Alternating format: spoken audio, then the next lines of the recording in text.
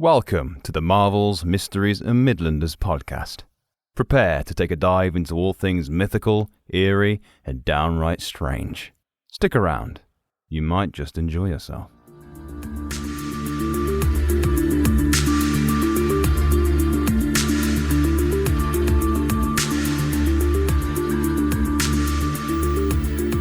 Hello everyone and welcome to Marvels, Mysteries and Midlanders. I'm James Alexander and I'm joined by the delectable Julian Collins and the juicy Lewis Carter.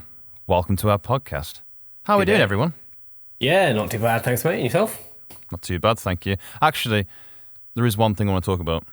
Okay. Happened a few weeks ago and it's involving Lewis. Oh no, Lewis, what have you done?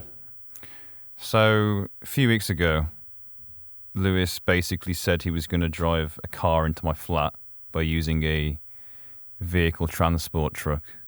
And I didn't really want to air my grievances about it on the podcast, but I figured you being here, Julian, as a neutral party, we should discuss it. Wait, so Lewis is going to slam a car through the side of your house? My flat is located on the first floor above a pizza shop. So Lewis's idea was apparently to get like a GTA ramp truck and just drive it into my flat.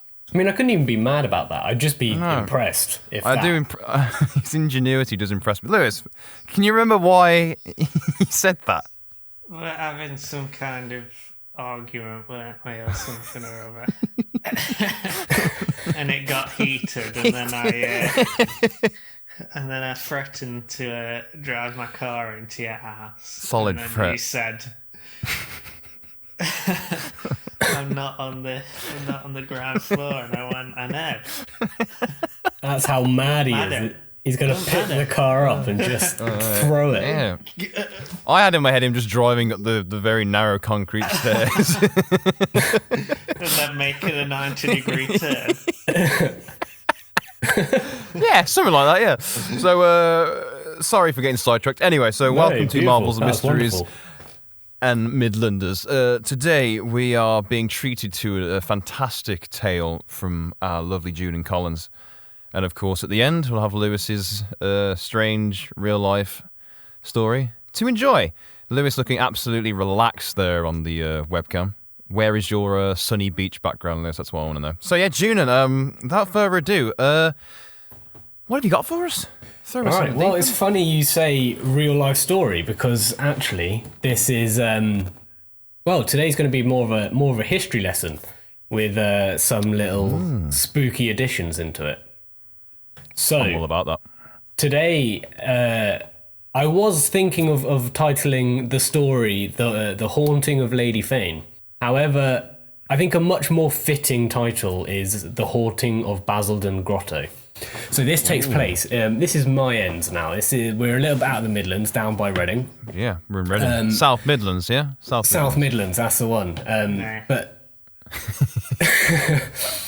what was that, Lewis? Did you just actively insult the storyteller? That's okay. The nerve. Yes. No, that's Cornwall. So we're on the third series of The Haunting Netflix series. Yeah, so this one is The Haunting of Basildon Grotto. Now, Basildon Grotto, for those that are unaware, is actually, so it's basically an addition to a massive stately home. It's like a second house built on the property. Okay. But it wasn't always there. So we're going to go right back to the beginning. So let's go. The story starts with a young gentleman named Viscount Charles Fane. Now, Viscount Charles Fane was an English landowner and politician, but not only in England, he was also a politician and a landowner in Ireland as well. So it's safe to say that the Irish didn't like him, really? Well, no, this is the thing. It might be the other way round. It might have been the Irish liked him and we didn't. Okay. But interestingly, he was born and baptised in Basildon in West Berkshire in 1676. Way back.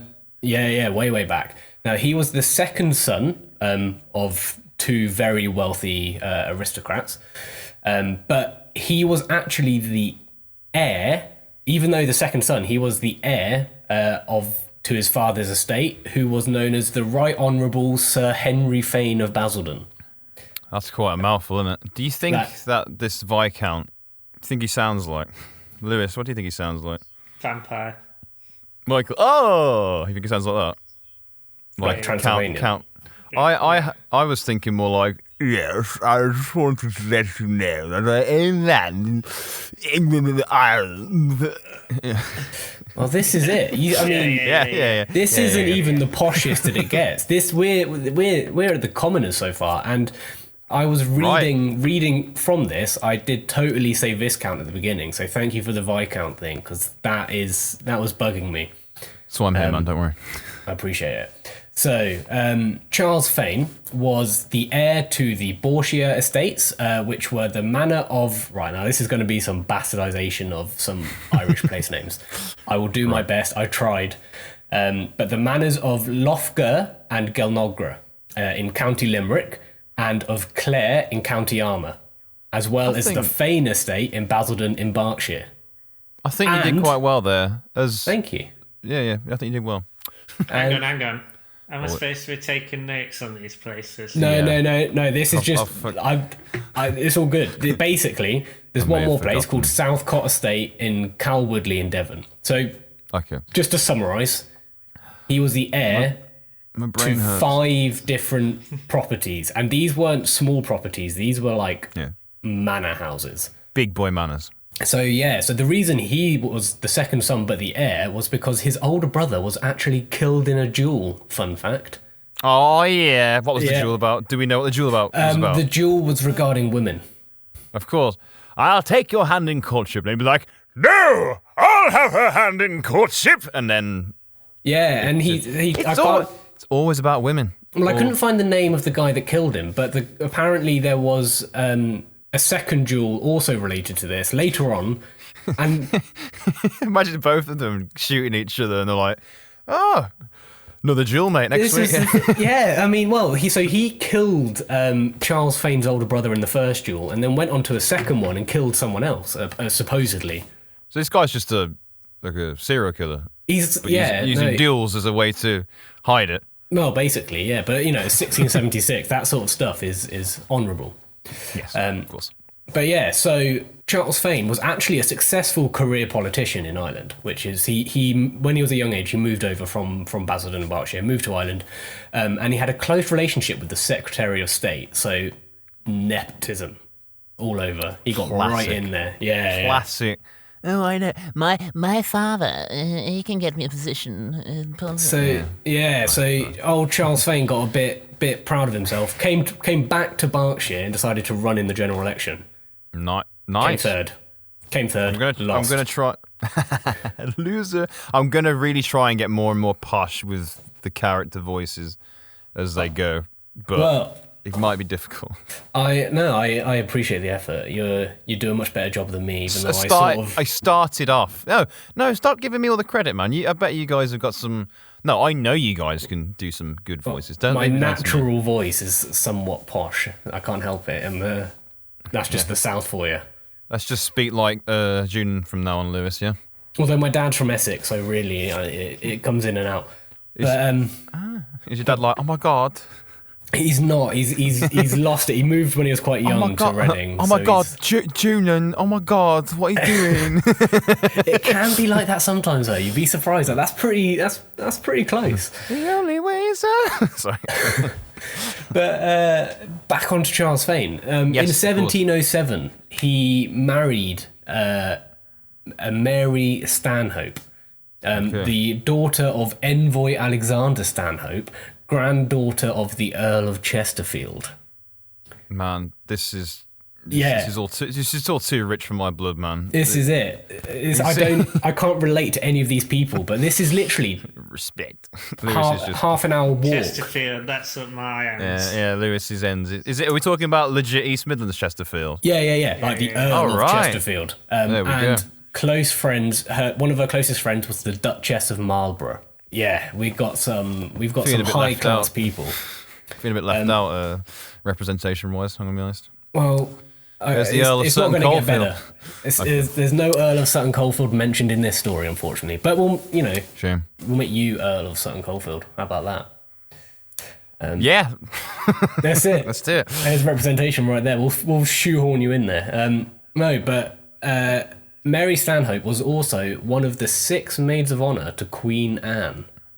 So Charles Fane might be, a wealthy, powerful individual, but the lady that he married was infinitely much more. So she was just a voluptuous goddess. Well, I don't know about voluptuous, but she was very popular. She had hips that don't lie. Well, they did end up having 7 children. She was dummy thick then. So,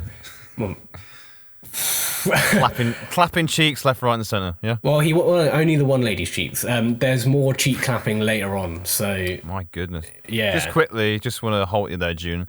How you feeling about all this, Lewis? Right. Oh, he's putting his drink down. Look out, June. Oh God, here we go.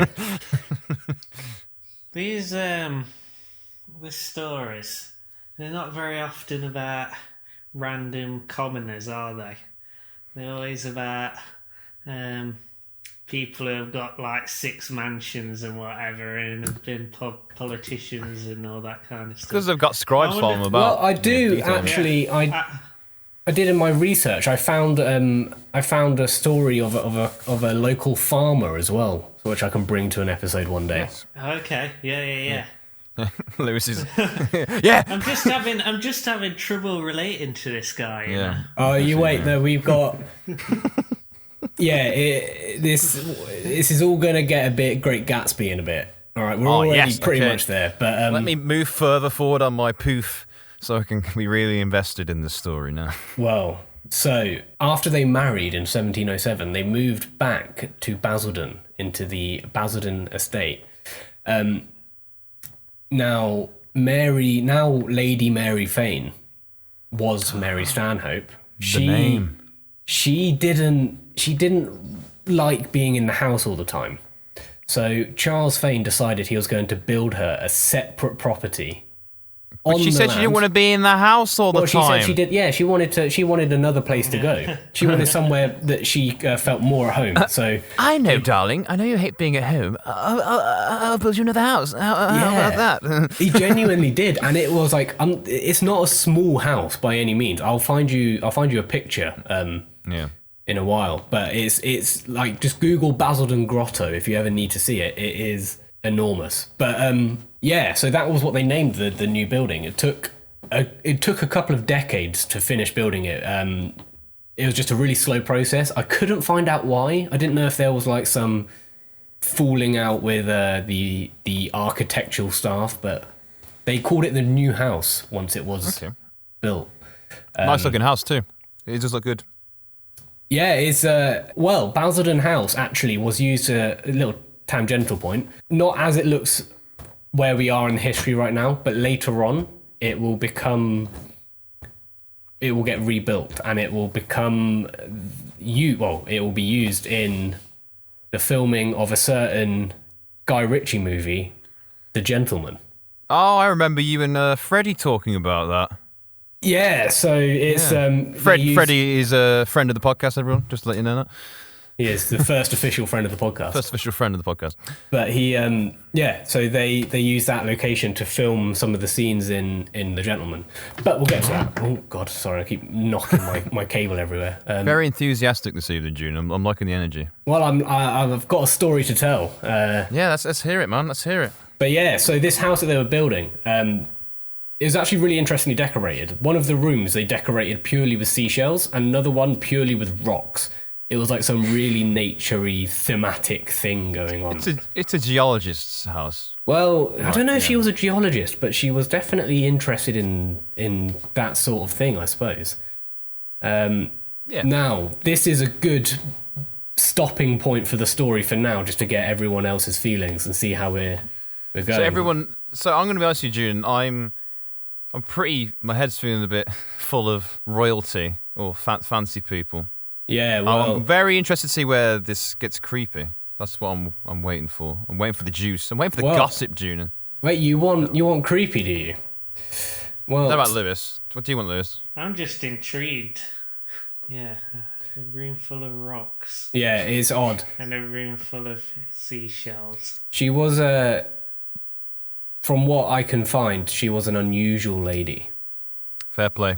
But so give me the creepiness. Give me the good stuff. Skip forward to 1762. She is aged 76 years old. Wow. Okay. So she's not a spring chicken anymore. And she dies. That's a good age for that time period. That is very good age. But probably turns out being wealthy will do that to you. Yeah. Now. Yeah. The year and the age is the only thing that is agreed upon regarding her death. That's the only thing that's the only thing that all records match up with. Okay. I was looking for ages because I wanted to be sure, and every time I found a new article or a new sort of mini biography of this lady, there's a different cause of death. Now, the two most popular ones, it's very interesting. The two most popular ones, however, are she was found in a well on the property, drowned, and other reports say that her husband murdered her. So we've got The Ring, and we've got What Lies Beneath. That's the first one that comes to my head. So we've got Michelle Pfeiffer and Harrison Ford playing Lady Fane and the other guy. Now, do you want to know what's even weirder about the reports of her husband murdering her? He was also dead? He had died 20 years earlier. Oh! Okay. But some records state that she was murdered by Charles Fane. How?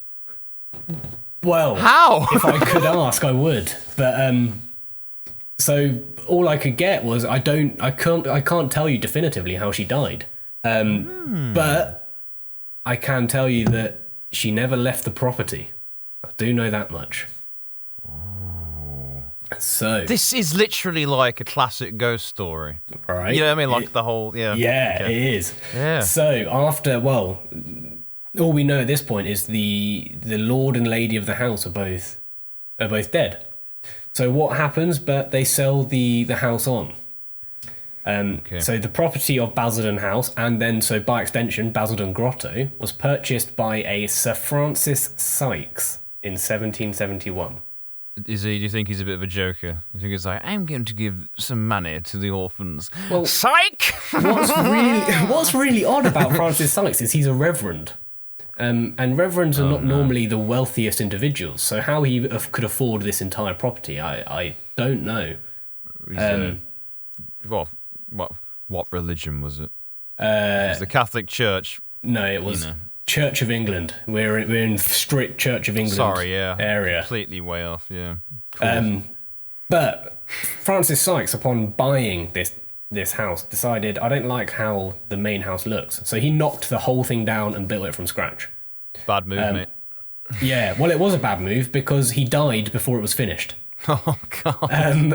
Was he killed by the man who died 20 years ago? Well, no, there's no, I couldn't find how he died. However, I recently, near where the property is where it is, there is a disused church, and in this disused church is the grave of Francis Sykes, which I have actually visited. Yes. So it's massive. He's got a tomb. Is that the church you tried to break into? No, I didn't try to break into it. It's disused. I couldn't get in because it's locked. I saw you touching the padlock, June. Well, I was interested to see if it was, openable. But just wanted to say that the reason why I saw it is not because I was lived by June's, because we were on a web video call at the time. I was showing him. I was there in spirit, June. But pull the padlock. Yeah. Also, this same church houses the grave of a Jethro Tull. Now, not the band, but Jethro Tull invented the horse-drawn hoe. He is the daddy of mechanized agriculture. Fun fact. I feel like I'm having the original plower. He was the OG plower. He plowed all day in life. All day in life, day and night. All day and night. All day, all night, all life. That's it. Oh, yeah. All day, all night, all life. But away from our tangential points, back to to Basildon House and Basildon Grotto. Francis Sykes made he made an active decision to not touch the grotto. Interesting. Apart from a small extension, he just wanted to increase the size a little bit, and he removed all of the shells and the rocks because he just didn't like the decorative choice. Oh, this is how you get haunted, though, man. This is how you get haunted. Well, this is the thing, is it was I won't touch it, but I'll put an extension on it and take everything out of it. Yeah, he was like, I don't want to mess with it too much, but I'm just gonna make it bigger. But he, interestingly, it was from these guys onwards was where sightings of Lady Fane were starting to be reported. Where's my rocks? Well, this is it. She has never to this day interacted with anyone who has set foot in Basildon Grotto.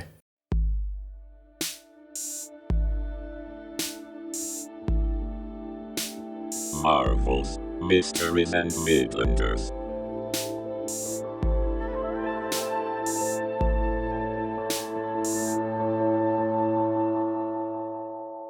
She has been cited by numerous people. There is a older lady in dress of that era, and she has just been cited walking the property, staring into fireplaces, Creepy. but she never once interacted with anyone. Wild. Okay. But Are those kind of ghosts, though? You have the ghosts there's residual hauntings, isn't there? Where it's kind of like ghost resides kind of reliving its purpose or whatever it did in life. It ignores people. And then you got the other ones which are a little more active with people. Paranormal activitying up the place. Yeah, well, this is it. This ghost, she was pretty chill. She didn't want to interact with anyone. She just wanted to have a little wonder. Sorry? But so she was there from when Francis Sykes bought the property. Now, Francis Sykes, as I said, died before it was finished, but he left it to his son, a Francis W. Sykes. Francis W. Sykes? What? Well, that's it. The W in Francis W. Sykes stands for William. And there is rumour that this Francis William Sykes was the basis of a character in a Charles Dickens novel, namely named Bill Sykes. It was Bill Sykes. Did he have a dog as well called Bullseye? Well, I couldn't find any info on a dog, but apparently... Yeah. Was he just named based on him by name, or was he similar in nature to him as well? Well, this is it. So, Francis William Sykes apparently had a little cheeky affair with the wife of one of Charles Dickens's friends. Oh. So Charles Dickens was like, well, you're going down in history, mate. I'm going to write you into one of my books. Yeah. I'm going to make you a Victorian villain. burn. That's it. You there, villain! Yeah. Lewis, how are you feeling about all of this? Yeah. It's interesting. Yeah. It's ridiculous, though. It's But mad. it's not for you. There's a lot of random, random little... It's all over the shop. Yeah, It there's is. loads of stuff happening, man. I'm going to be honest with you, I can remember Lady Fane and Francis W. Sykes and Francis Sykes, but most of the names, Viscount, Envoy. You don't really need to know the names. It's all, okay. As long as you remember Lady Mary Fane, Yeah, you're good. that's fine. She is the only one that has been... Yeah, what's happened to that guy?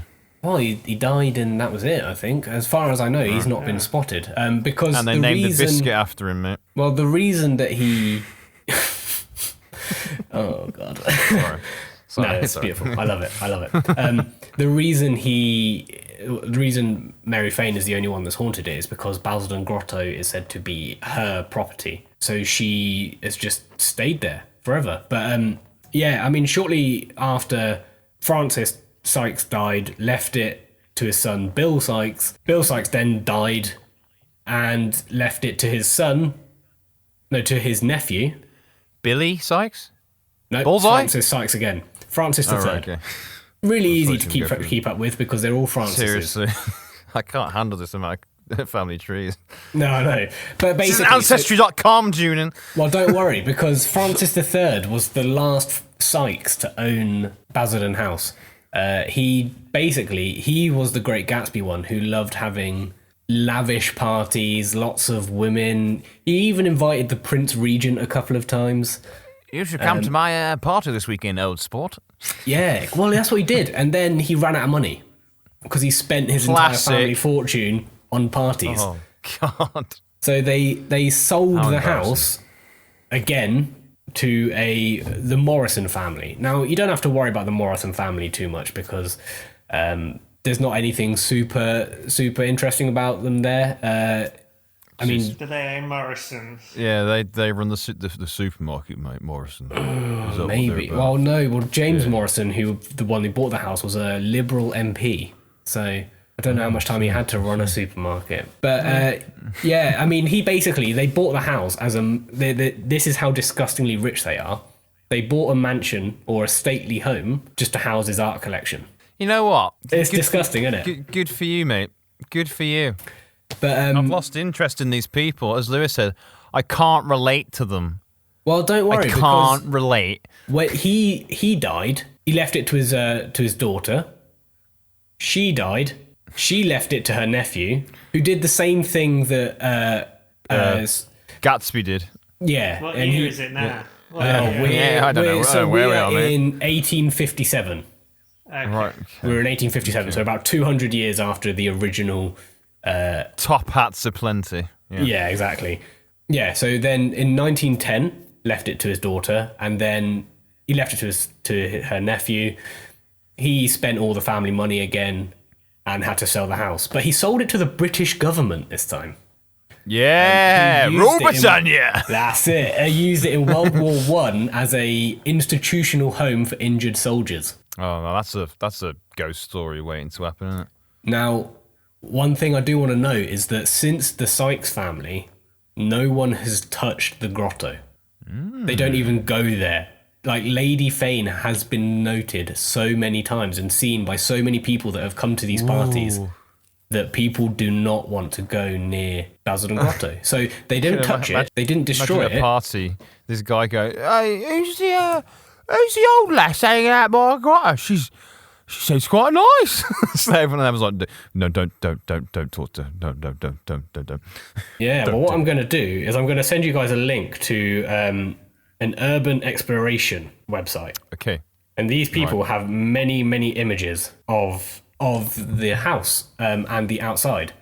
So if you scroll down towards the bottom, you can see how overgrown it is. It's just, there's vines all over it.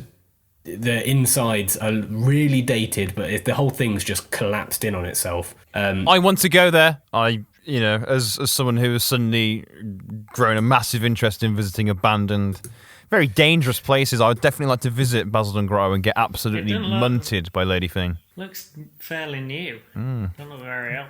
Lady Fane's keeping it in check, mate. Yeah, well, it's but they hasn't been touched since. Did they have radiators back in the 16th century? They did in the bloody World War II, mate.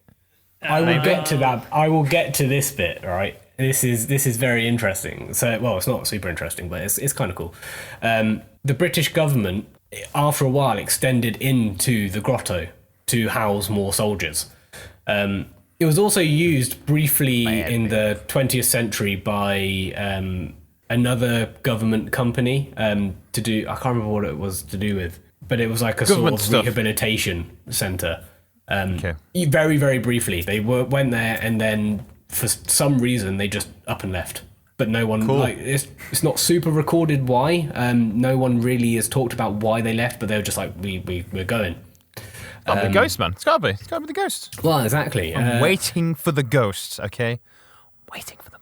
So, but since then, I mean, no one's been there since that thing was left. Basildon House itself was bought by National Trust and is now a visitable location that anyone can go to. At a price. But they don't own the grotto. The grotto was just left outside of the boundary of the National Trust. But why does nobody want the grotto? Nobody wants the grotto. But I mean, people have gone to explore. There have been squatters and trespassers all over the place. But they've only ever seen an old lady in 18th century dress who wanders the grounds. You know what? I'll be honest with you, mate. That's enough to keep me away. Honestly, well, that's the thing. That is enough to keep me away. There was one person who was telling a story about visiting there, and they were walking, and apparently he was with his partner, and they fell through the floor. It's just like the whole thing is just falling apart. Yeah, but, I don't think I'd go upstairs if I was urban exploring, to be honest. I think I'd stay in the lower here's level. the bad news. Basildon Grotto has since been bought. It has now been purchased by a hotel company who have renovated it into a hotel.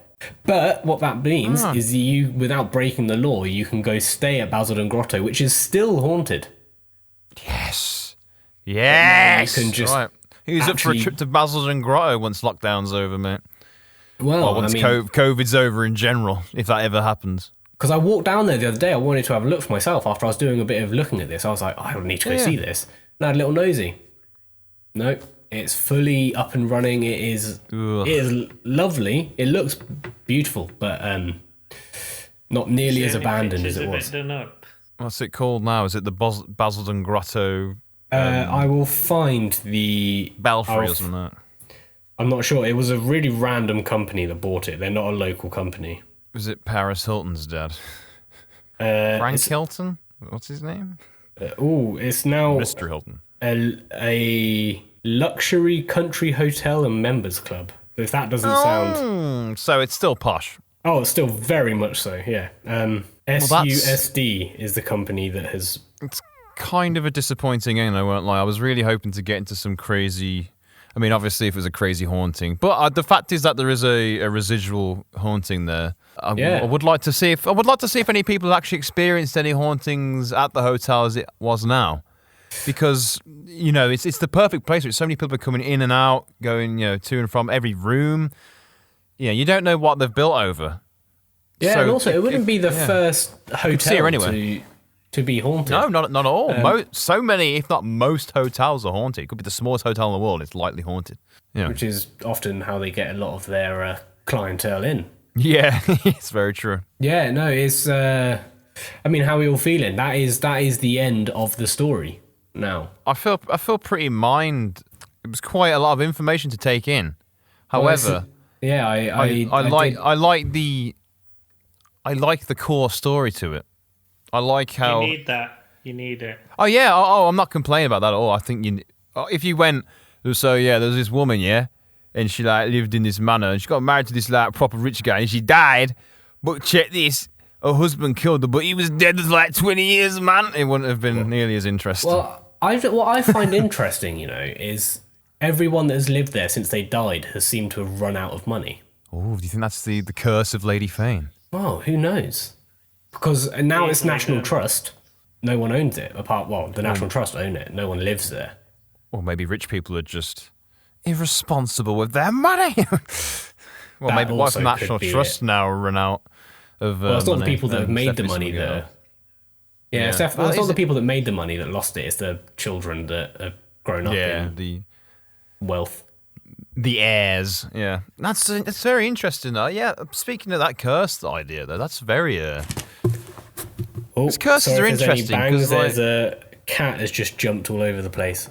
But yeah, I think the whole idea of curses in general are very interesting. We'll get into that later at a later date, because I find them very, very interesting. Lewis, give us your interpretation of all this. Play money, innit? That was play money. Because, that I was thinking Grotto. I was thinking, Santa's Grotto. Santa's Grotto, yeah. Santa's Grotto, yeah. So I was thinking, well, it wouldn't be like that. It'd be a bit more fancy. It'd be I don't know, the size of them little chapel or something like that. Yeah. Well, this is another extra mansion, isn't it? I mean, it's huge. I'll see if there is other images that I did manage to find. So I'll see if I can find... for any listeners that want to see, just Google Basildon Grotto, as in Basil the plant, D-O-N. Basildon Grotto. Go there. Give them your money. Check out Lady Fane if she's about. Have a great time. Yeah. And wear a mask as well. Don't forget to do that. Well, wear a mask. Always wear a mask. I don't mean unless like no COVID. I just mean I mean like a Halloween mask anyway. But still, while we're here, wear a mask. Yeah. By the time this comes out, COVID might not be a thing anymore. But still, it'll always be a thing, Julian. We learned our lesson now. We have. So, let's move forward. So, thank you, Julian, for the tale, the curse, the story of Lady Fane. Happy to provide. It's interesting. It's not a podcast. It's a way of life.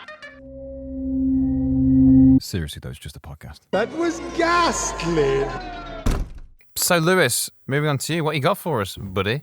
What you got for us? Not really anything ghost related. That's fine. It doesn't have to be. This is the cheering up part of the episode. Make me smile. Make me laugh. So, you might have heard of the rapper Snoop Dogg. You know? Snoop Doggy Dog. Yeah. Snoop Lion wow, for a short while. yippee. Yippee. That's the one. Old Snoop Doggy Dog. Snoopzilla. Snoop Doggy Dog.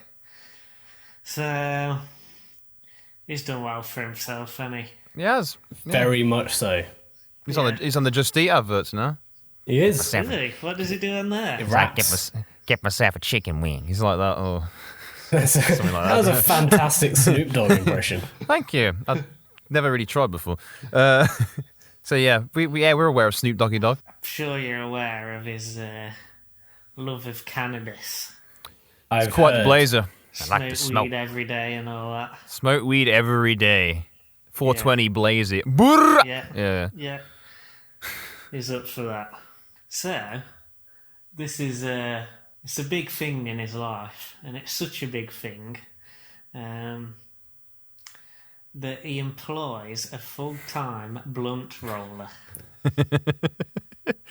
That's a great job. Yeah, but what do you get paid? How much would you think a blunt roller would earn? Oh, if it's talking Snoop Dogg levels of money, he's getting probably. He's not getting minimum wage, is he? Yeah, he's not on minimum wage. No. I'm thinking. He's on 40 to 50k a year. That's a store manager's wage, that is, mate. That is. That's I mean, insane. to be fair, he must roll a lot of blunts. Yeah. Like that, a lot of His blunts. hands are like covered in plasters. I can't do it anymore, Tunnel please. everywhere. Please stop, Snoop. I can't do it. How do you smoke this much weed? I wonder if it can do like different shapes Yeah, and like- sizes. like, I like the airplane and the crucifix kind of a bit of origami. Yeah. blunt make me that, origami. Make me that swan, wee boy. Anyway, so he's got his blunt roller has gotten to know Snoop so well that he can read his face and delivers a joint exactly when Snoop needs one. Now that is what I call having a job and taking it further. That's what I call it. Well, he Just is really earned making that the most of 40K. your profession. What do you think Snoop Dogg's weed face is like then? You think he's like, he starts growling like a dog? Just flings it in his mouth. Yeah, I don't know. This must be a rapper thing, because I heard Kanye West has someone that he pays a similar wage to shave his head every day. Every day? Every day, he shaves his head every single day. How fast does his hair grow? And how can you make, when you're a busy celebrity starting cults and releasing albums and trying to be president like old Kanye is, how do you have time to get your head shaved every day? I mean, the bald look is like a signature Kanye look, isn't it? He has to keep that up. I mean, is it? I mean, I wouldn't, Have you ever maybe. seen If he Kanye with stubble? What if he decided, I just want to grow it out? Let's try that. Well, he'll have to do like a Justin Bieber and get like, when Justin Bieber ditched the fringe and everyone lost their mind. But isn't Justin Bieber like a meth head now? No, he's married. He looks like Justin like a Bieber's meth head. married? Yeah, he's married Hailey Baldwin, I think it is. Alec Don't know who that Baldwin's is. niece. So quickly going back to Snoop Dogg's weed blunt roller, how do you put out a job application for that? You go on Indeed and you're like, I need I need a professional cigarette need roller. someone good with their hands, someone who understands cylinders, someone who has a fondness for herbs and the herb.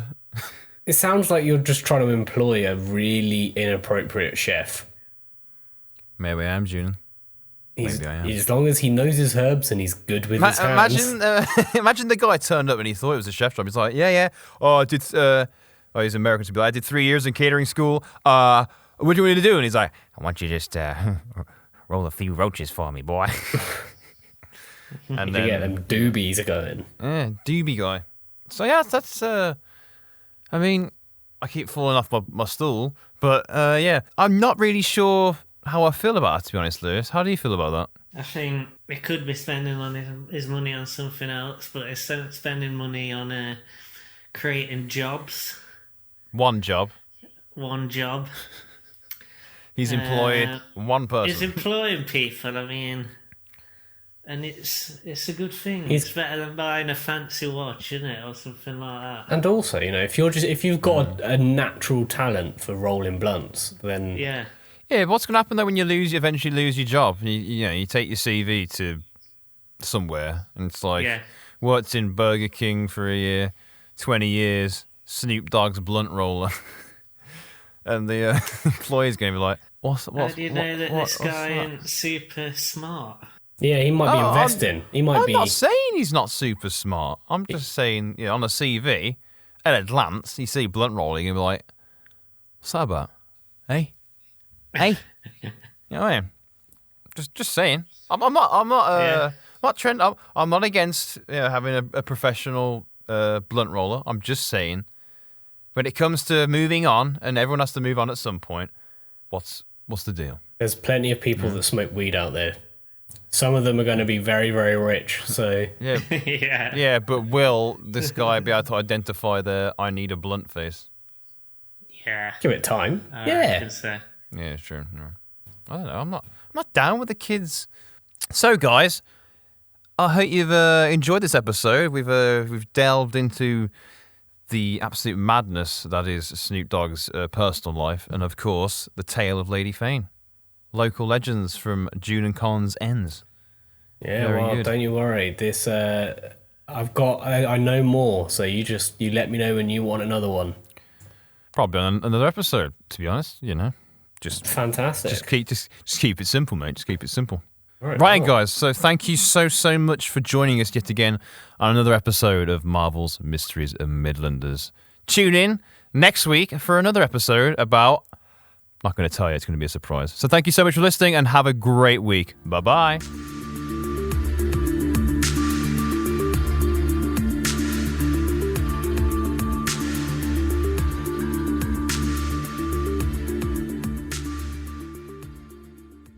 I thought it was a pair of legs hanging from the ceiling.